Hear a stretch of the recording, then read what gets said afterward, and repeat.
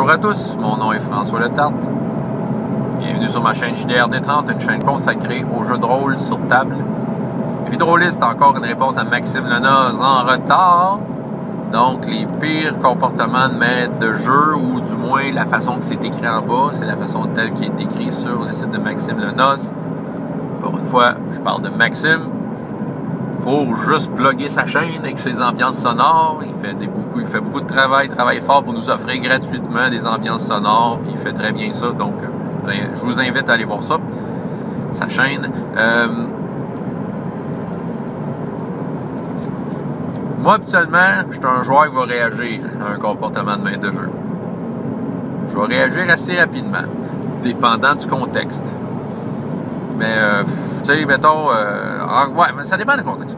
Ben, ça m'est arrivé, tu sais, j'allais dire en convention, je réagis pas trop, ouais. J'ai failli réagir plus de façon extrême avec certaines games qui m'est arrivé dans une convention, que je vous raconte des fois, une fameuse game de Star Wars. Mais, écoute, je suis le genre de joueur qui va prendre le gouvernail assez rapidement. Je vais prendre le gouvernail de mon personnage, puis je vais démontrer au maître de jeu que j'ai le gouvernail dans mes mains. Peut-être que je deviens la pire crasse des maîtres de jeu à cause de faire ça, je ne sais pas. Mais habituellement, ça marche assez bien. C'est ça. Un maître de jeu qui décrit à ma place ce que je fais. Ça, j'aime pas ça. Habituellement, quand ça arrive, je le dis au maître de jeu, écoute, je peux-tu décrire mes affaires? Je peux-tu décrire mes affaires? Je préférerais les décrire moi-même. Puis en même temps, c'est pas parce que le maître de jeu veut me le faire. C'est souvent quand t'es à ton rôle de maître de jeu, t'es comme en mode je parle tout le temps. Fait que c'est ça. Donc, des fois, c'est juste un réflexe à défaire. Puis tu sais, juste de moi prendre le gouvernail de mon personnage, puis d'amener ça au maître de jeu, ben c'est arrivé que j'ai pu prouver que c'était une façon de faire qui était agréable pour tout le monde. Puis que tous les joueurs finissaient par suivre l'exemple, tu sais. Je dis pas que je suis un joueur parfait, là, mais je le sais ce que je veux, en tout cas, tu sais.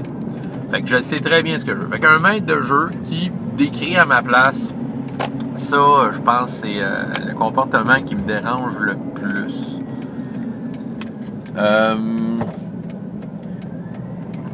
Je peux pas blâmer quelqu'un de pas connaître ses règles, surtout quand on commence un jeu.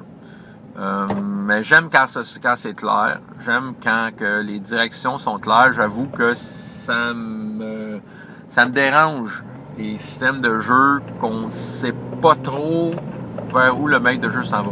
Et je vais en nommer un qui se trouve être une de mes épines dans le pied de rôliste de depuis toujours. Je pense que c'est Advanced Dungeons & Dragons, première et deuxième édition. Oui, j'ai fait une belle vidéo il y a longtemps qui moi, faisait la paix avec la deuxième édition, mais t'sais, j'ai rejoué la deuxième édition l'année passée, puis oh boy, que je me souvenais pourquoi que j'aimais pas ça.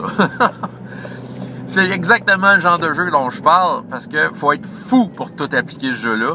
Puis moi, tu sais, voulant avoir des idées claires sur le jeu, ce qu'il propose, j'ai pris le temps de lire le livre, puis autour de la table, ben, c'est tellement... Bon, premièrement, c'est un vrai fouillis, ce jeu-là. Là. Tu sais, désolé ceux qui aiment ça, deuxième édition, faites-moi des pouces en bas, là. Regarde, c'est même pas objectif. C'est même pas objectif, c'est très subjectif. Mais en fait, non, c'est très objectif. Vous le savez, vous le connaissez, votre jeu. C'est n'importe quoi, ce jeu-là. OK? C'est pas clair. C'est pas clair, ce jeu-là.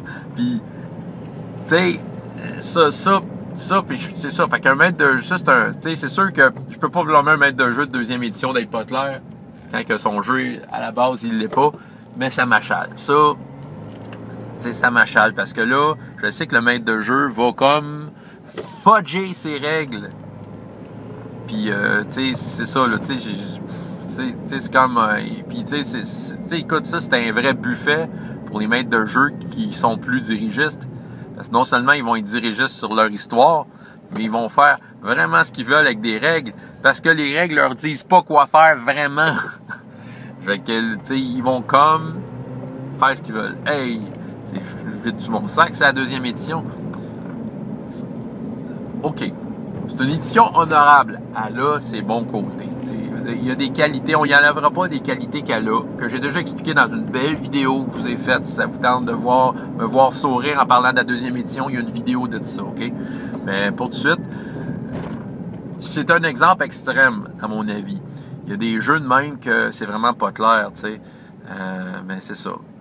Je pense qu'après un certain temps, le maître de jeu se doit, à mon avis, de maîtriser ses règles, ou du moins nous démontrer qu'il les applique d'une façon claire. Même si c'est sa façon à lui, il faut que ça soit clair. Donc, c'est ça. Fait que, c'est ça. Moi, je pense que, tu sais, quelqu'un qui... Tu sais, quand c'est pas clair, c'est sûr que ça me dérange. À un moment donné, je veux savoir où est-ce que je m'en vais. Tu sais, je veux interpréter... Moi, souvent, mon interprétation du rôle, à un moment donné, va être connectée à un jet de dés. Tu sais, je vais arriver à un moment donné où il va falloir que les dés roulent. Ben, j'ai envie de savoir pourquoi je roule, dans quoi je m'embarque, tu sais. Tu sais, je veux être capable d'évaluer mes risques. C'est ça. Mais je pense que c'est pas mal ça. Je pense que, tu sais, je pourrais dire un maître de jeu trop dirigiste, mais moi, là, tu sais, comme j'ai dit, ça va rentrer dans mon... Moi, je tiens le gouvernail de mon personnage. Fait que, tu sais, ça va être assez rapide que, tu sais, je vais démontrer au maître de jeu que mon personnage est une personne à part entière dans son histoire, mais que mon personnage, tu sais, tient sa vie dans ses mains. Fait que, c'est ça. Je pense qu'il n'y a rien de tel que de faire ça. Ça règle beaucoup de problèmes. Tu sais, c'est de mettre ça au clair. En partant. Tu sais, moi, j'ai le gouvernail, moi, j'ai le contrôle de mon perso. À moins que les règles me le disent que je ne l'ai pas. Tu sais. Voilà. Fait que, c'est pas mal ça. C'est ça, tu sais. Je pense que c'est les choses qui me dérangent quand un maître de jeu fait ça. Mais, tu sais, je l'ai ma solution. Tu sais, je suis pas du genre à me plaindre. Oh, j'aime pas ça quand il fait ça. Je sais pas quoi faire. Non, je le sais en maudit quoi faire. Puis, tu sais, si ça marche pas, ben, j'arrête de jouer à cette étape-là, tu sais. C'est pas arrivé souvent, parce que souvent, comment je pourrais dire, mes actions vers un type de jeu qui va plus me convenir, ça finit par bien passer autour de la table, puis tu sais, le monde finisse par s'adapter à cette façon de jouer-là, puis tu sais, je pense que tout le monde, on a du fun, puis on rit bien, là, tu sais, à la fin de tout ça, parce que c'est ça. Je pense que c'est agréable pour tout le monde. Tu sais, je veux pas dire que je suis un super bon joueur. J'aime ça être joueur. Voilà. J'aime tellement ça que, tu sais, je veux avoir je veux sentir que j'ai le contrôle un peu là-dedans, tu sais.